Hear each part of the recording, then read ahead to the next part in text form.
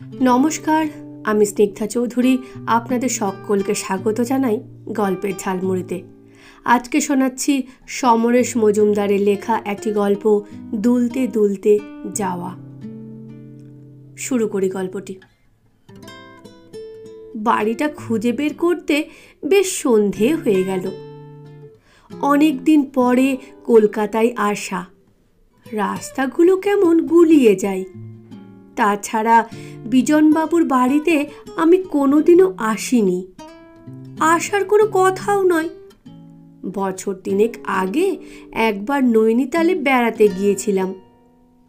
হোটেলের ডাবল সিটের শরিক হয়েছিলেন বিজনবাবু। আমি থাকি চণ্ডীগড়ে। কলকাতার লোক পেয়ে বেশ জমে গিয়েছিলাম। দেখা গেল আমাদের বয়স এক, দুজনেরই একটি মাত্র সন্তান। তা নৈনিতাল থেকে উনি আগেই চলে এসেছিলেন। আর আমারই মতো অন্যমনস্ক লোক বোধ হয়। চলে যাওয়ার পর ওর একটা নতুন দামি প্যান্ট খাটের তলায় আবিষ্কার করেছিলাম। তারপর চিঠিপত্রে যোগাযোগ হয়েছিল। চণ্ডীগড় থেকে প্যান্টটা পার্সেল করে পাঠাতে চেয়েছিলাম আমি। উনি ঠাট্টা করে লিখেছিলেন, পরের ছুটিতে সিমলা যাওয়ার পথে নিয়ে যাবেন, সুটকেসের বোঝা কমবে। ওর আর যাওয়া হয়নি, আমারও খেয়াল ছিল না। এবার অফিসের কাজে কলকাতায় আসার সময় ওটা সঙ্গে করে নিয়ে এসেছি। বিজনবাবুকে লিখেছিলাম, অন্য লোকের প্যান্ট বাড়িতে রাখা বড় বিশ্রী ব্যাপার। ছোট গলির মধ্যে বাড়ি, পাড়াটা বেশ নিরিবিলি, দরজা খোলা, সামনের দুটি লোক গম্ভীর মুখে দাঁড়িয়ে। আমি বিজনবাবু বলতেই ওরা ভেতরের দিকে ইঙ্গিত করল, হয়তো অন্য ভাড়াটে হবে। আমি দেখলাম একটা সিঁড়ি উপরে উঠে গেছে। দোতলায় উঠতেই কান্নার শব্দ পেলাম, স্ত্রী কণ্ঠের ইনিয়ে বিনিয়ে কান্না। খুব অস্বস্তি হলো। একটি কিশোরকে চুপচাপ দাঁড়িয়ে থাকতে দেখে বললাম, বিজনবাবু। সে আমাকে পাশের ঘরের দিকে আঙ্গুল তুলে দেখালো। দরজার কাছে দাঁড়াতেই আমি চমকে উঠলাম। ঘরের মেঝেতে বিজনবাবু শুয়ে আছেন। নতুন ধুতি পাঞ্জাবি পরানো হয়ে গেছে, কপালে চন্দনের টিপ। একজন আমার স্ত্রীর বয়সী মহিলা বিজনবাবুর বুকে মাথা রেখে কাঁদছেন। ওর মুখের দিকে তাকিয়ে পাথর হয়ে বসে একটি বছর দশকের মেয়ে। ঘরের চারপাশে তাকিয়ে দেখলাম কয়েকটি শোকগ্রস্ত মুখ ছড়ানো। আমার দিকে ওরা তাকালেন। আমি বিজনবাবুর প্যান্ট প্যাকেটে নিয়ে চুপচাপ দাঁড়িয়ে থাকলাম। বিজনবাবুর মুখ চোখ অবিকল সেই রকমই যেমন নৈনিতালে দেখেছিলাম। শেষ চিঠিতেও অসুখ বিসুখের কোনো কথা উল্লেখ ছিল না। একজন আমার কাছে উঠে আসতেই জিজ্ঞাসা করলাম, কখন?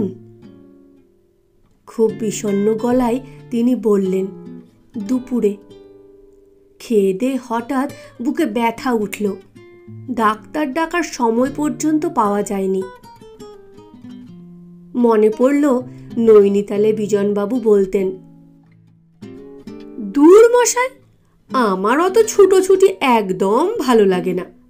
শুয়ে থাকার মতো আনন্দ আর আছে নাকি? মনে হলো এখন উনি সেই রকমই কিছু বলে উঠবেন। খানিক বাদে একটু হইচই উঠল। পাড়ার ছেলেরা এসেছে খাটিয়া ফুল নিয়ে। দেহ নামাতে হবে যে, আমার মতো ভারী শরীর, ওদের নামাতে কষ্ট হচ্ছে। বিজনবাবুর স্ত্রীকে কোনো রকমে সরিয়ে দেওয়া হলো। একটি ছোকরা আমায় বলল, দাদা একটু হাত লাগান। আমি প্যান্টের প্যাকেটটা সামলে বিজনবাবুর পা ধরলাম। এর মধ্যেই বেশ ঠান্ডা হয়ে গেছে। সিঁড়ি দিয়ে নামাতে কষ্ট হচ্ছে। দেওয়ালে ধাক্কা লাগতে যাচ্ছিল। আমি চেঁচিয়ে উঠলাম, দেখবেন যেন না লাগে। ছেলেগুলো আমার দিকে তাকালো। মনে হলো ওদের ঠোঁটে এক চিলতে হাসির ভাঁজ। নিচে খাটিয়া পাতা হয়ে গেছে, ধূপকাঠি জ্বালানো হয়ে গেছে। বিজনবাবুকে শুইয়ে দিলাম আমরা। ওরা ফুল ছড়িয়ে দিল বুকে। একটি ছেলে দড়ি দিয়ে বাঁধতে যাচ্ছিল বিজনবাবুকে খাটিয়ার সঙ্গে। আমি বললাম, না বাঁধলেই নয়। ও বলল, লাশ পড়ে যাবে না হলে। ডুকরে ওঠা কান্নাটা ততক্ষণে নিচে নেমে এসেছে। বিজনবাবুর স্ত্রীকে কয়েকজন মহিলা জড়িয়ে ধরেছেন। সেই ছোট্ট মেয়েটি বোবা হয়ে আমার পাশে দাঁড়িয়ে। আমি বললাম, তোমার বাবা? সে ঘাড় নাড়ল। তারপর হঠাৎ বাবা বলে চিৎকার করে কেঁদে উঠল। আমি তাকে জড়িয়ে ধরে মাথায় হাত বুলিয়ে দিতে চাইলাম। সে পাগলের মতো ছটফট করছিল। খানিক বাদে ওরা বিজনবাবুকে তুলে হাঁটতে শুরু করল। একজন আমার কাঁধে হাত রেখে বলল, চলুন দাদা, নইলে ফিরতে ভোর হয়ে যাবে। নিজের অজান্তেই ওদের সঙ্গে হাঁটতে শুরু করলাম। এক হাতে যে আমার বিজনবাবুর প্যান্টের প্যাকেট, সেটা আর খেয়ালই রইল না। এরা কোথায় যাবে? কোন শ্মশানে? আমি জানি না। ছেলেগুলো ভালো, চিৎকার চেঁচামেচি করছে না মৃতদেহ নিয়ে যাওয়ার সময়, বরং বড্ড বেশি চুপচাপ।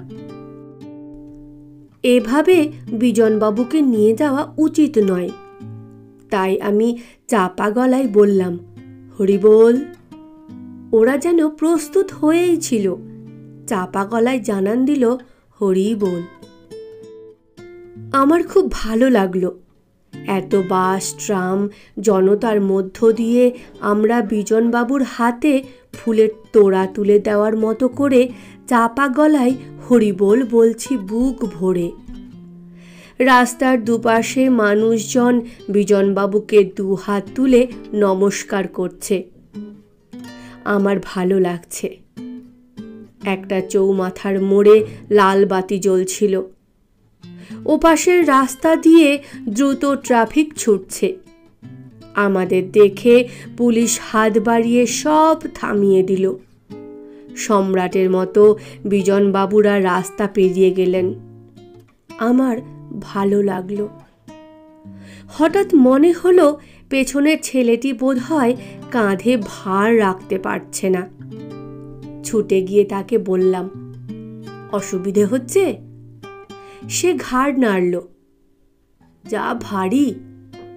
আমি তার মুখ দেখলাম, বেশ ঘেমে গেছে।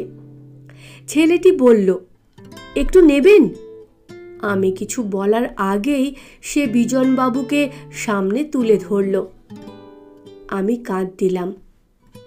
এক হাতে বিজনবাবুর খাটিয়া, অন্য হাতে তার প্যান্ট।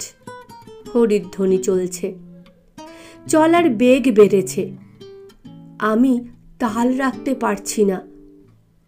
বিজনবাবুর মুখটা ঝাঁকুনিতে আমার দিকে ঘোরানো, চোখ বন্ধ।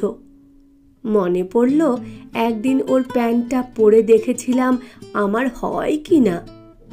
ওকে লিখেও ছিলাম যে কোমরের কাজটা একদম ফিট করে গেছে। উনি লিখেছিলেন, তাহলে আপনি ডুপ্লিকেট বিজন হতে পারেন। এখন এই মুহূর্তে আমার স্ত্রী চণ্ডীগড়ে বসে টিভি দেখছেন। আবার 10 বছরের মেয়ে পরীক্ষার পড়া করছে। আর আমি এখন খাটিয়ায় দুলতে দুলতে যাচ্ছি। বিজনবাবুর মুখের দিকে তাকালাম। হ্যাঁ মশাই, আমি ডুপ্লিকেট বিজন হয়ে যেতে পারি যে কোনো মুহূর্তেই। পারি কেন, হয়েই গেছি। শুধু শ্মশানের পথটাই জানি না। ওই একটি জায়গায় যেতে যে অন্যের উপর নির্ভর করতে হয় মশাই। ধন্যবাদ গল্পটি শোনার জন্য।